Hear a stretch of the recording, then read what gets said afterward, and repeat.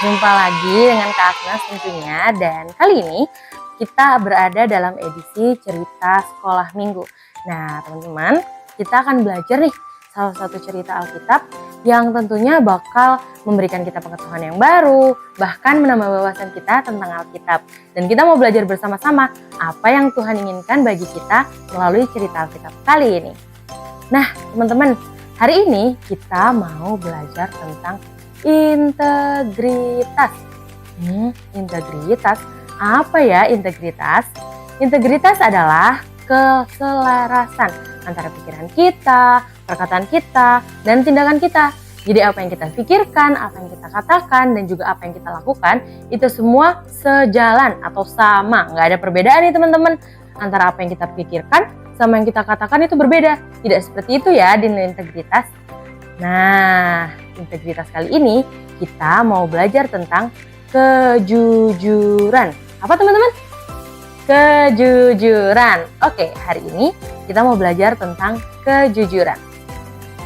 Nah, firman Tuhan yang akan kita renungkan bersama kali ini terambil dari Mazmur 15 ayatnya yang kedua. Mazmur 15 ayatnya yang kedua. Firman Tuhan ini juga akan menjadi hafalan kita ya. Nah, Mazmur 15 ayat yang kedua berbunyi, yaitu Dia yang berlaku tidak bercela, yang melakukan apa yang adil, dan yang mengatakan kebenaran dengan segenap hatinya. Nah, teman-teman, tema yang akan kita renungkan bersama kali ini adalah jujur kepada Tuhan. Nah, teman-teman, kali ini ayat firman Tuhan yang melandasi terambil dari Mazmur 15 ayat yang kedua. Akan tetapi kita akan bersama-sama belajar dari satu kisah Alkitab yang terambil dari Kisah Para Rasul 5 ayat yang pertama hingga ayatnya yang ke-11. Kisah Para Rasul 5 ayatnya yang pertama hingga ayat yang ke-11. Nah, teman-teman bisa membacanya, yaitu kisah tentang Ananias dan Safira. Teman-teman, berkaitan dengan tema kali ini adalah jujur kepada Tuhan. Kak Agnes mau bertanya satu hal nih. Nah, Kak Agnes mau bawa sesuatu. Nah, teman-teman ada yang tahu nggak ini apa? Ya, ini adalah tempat atau kantong persembahan yang seringkali kita lihat ketika kita berada di gereja atau di sekolah minggu, atau biasa di tempat-tempat persekutuan kita biasa menggunakan ini untuk kita gunakan pada saat persembahan. Saat kita memberikan persembahan, kantong persembahan ini akan diedarkan. Benar bukan? Nah, teman-teman, Kak Agnes mau bertanya nih, ada nggak yang pernah memberikan persembahan akan tetapi persembahan nggak dikasih semuanya? Jadi pas di rumah papa mamanya kasih 10.000 nih, tetapi sampai di sekolah minggu dikasihnya cuma 5.000. 5.000-nya dipakai buat jajan. Ada nggak? Agnes harap nggak ada ya. Akan tetapi teman-teman, ternyata pernah ada loh cerita seperti itu di Alkitab. Nah, kita mau belajar tentang siapa tadi? Ananias dan Safira.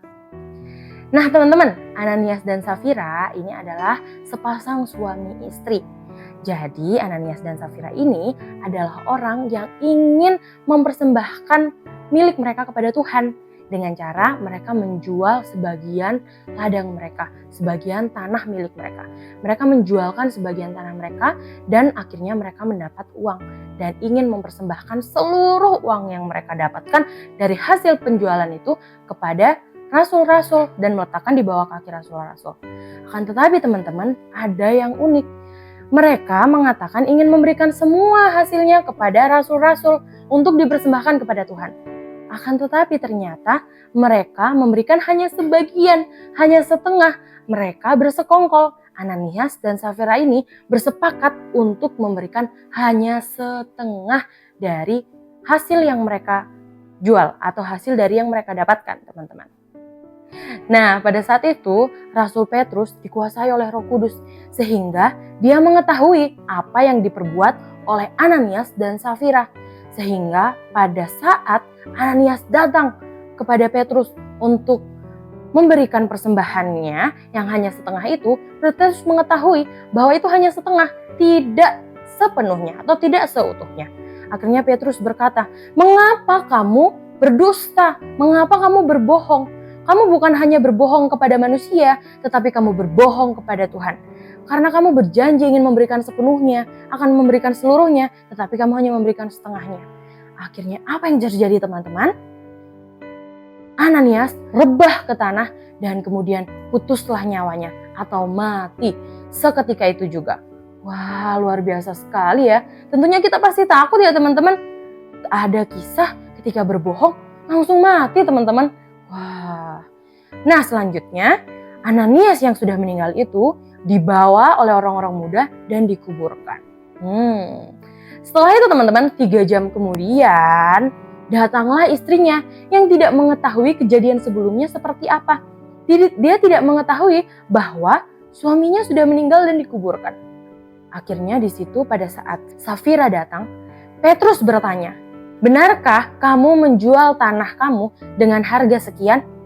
Dan Safira karena sudah bersekongkol dan bersepakat dengan suaminya Ananias untuk berbohong kepada Petrus dan rasul-rasul lainnya, dia berkata, "Iya, benar, dengan harga sekianlah aku menjualnya." Padahal hal itu juga berbohong. Akhirnya hal yang sama juga terjadi kepada Safira.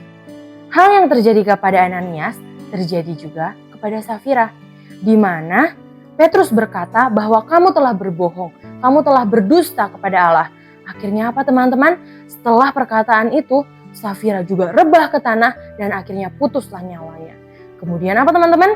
Dia dibawa ke kuburan dan dia dikubur di samping suaminya. Sungguh menyedihkan ya teman-teman, kisah dari sepasang suami istri yang ternyata memilih untuk berbohong kepada Tuhan. Mereka tidak dengan sungguh-sungguh memberikan segalanya, memberikan semuanya kepada Tuhan. Mereka hanya memberikan setengah-setengah, tidak sungguh-sungguh kepada Tuhan. Nah, kali ini kita mau belajar nih teman-teman. Jujur kepada Tuhan. Kita mau jujur kepada Tuhan karena apa? Karena kita adalah anak-anak Tuhan. Kita memiliki relasi dengan Tuhan. Tuhan kita adalah Tuhan yang layak untuk disembah. Sehingga perintah-perintah Tuhan, semua yang ingin Tuhan kehendaki untuk kita lakukan, kita harus melakukannya, termasuk dengan jujur. Kita harus menceritakan semuanya kepada Tuhan. Jika kita ingin memberikan semua kepada Tuhan, kita berikan semuanya kepada Tuhan. Gak boleh setengah-setengah. Kalau kita cerita sama Tuhan, gak boleh juga setengah-setengah. Kita menceritakan semua yang kita rasakan, semua yang kita alami, semua yang kita lakukan kepada Tuhan. Bahkan semua hal buruk yang pernah kita lakukan, dosa-dosa kita juga jujur kepada Tuhan, kita melakukan hal itu.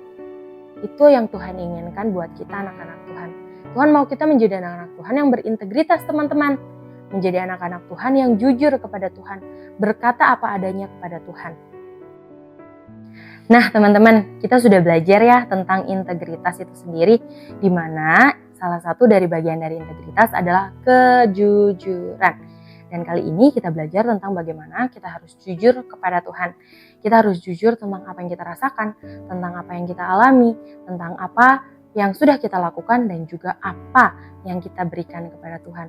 Kita harus jujur karena kita adalah anak-anak yang dikasihinya. Yuk kita jujur kepada Tuhan karena kita sudah disayangi Tuhan dan kita adalah anak-anak Tuhan. Oke teman-teman, itu tadi cerita sekolah minggu dan cerita firman Tuhan kali ini. Semoga teman-teman terberkati ya dengan firman Tuhan kali ini. Sampai jumpa di cerita Alkitab berikutnya. Bye-bye.